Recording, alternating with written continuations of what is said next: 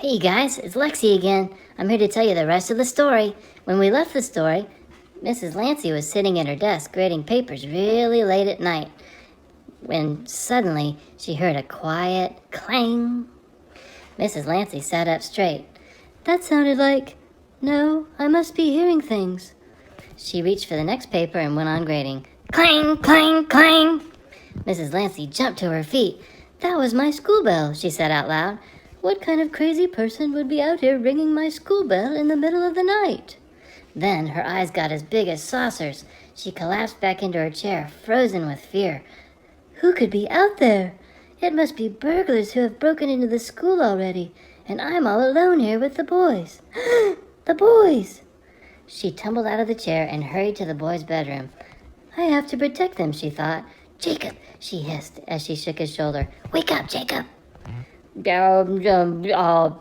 What? Jacob didn't wake up quickly. Jacob, wake up! Someone's outside and I need your help, she whispered.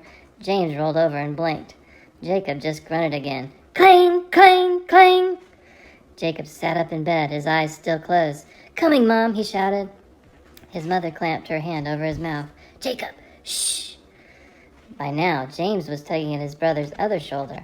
Finally, Jacob's eyes snapped open. His mother moved her hand. Someone is outside ringing my school bell. Stay here with James while I phone for help.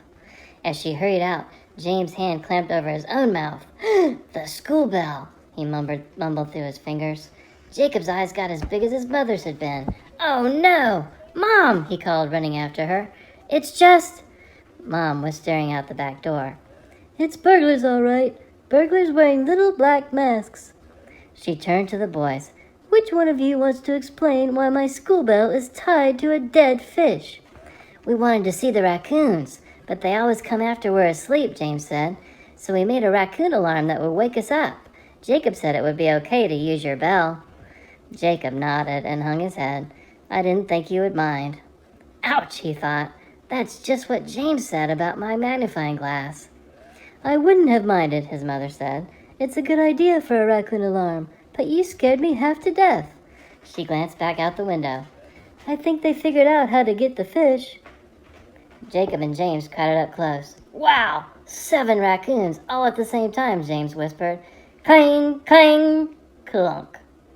The bell fell to the ground. He got it! He bit the string right in half. I'm sorry, Jacob said quietly to his mother.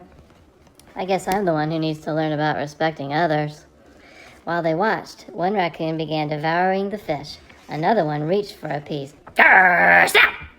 The second raccoon backed off in a hurry, licking its paw.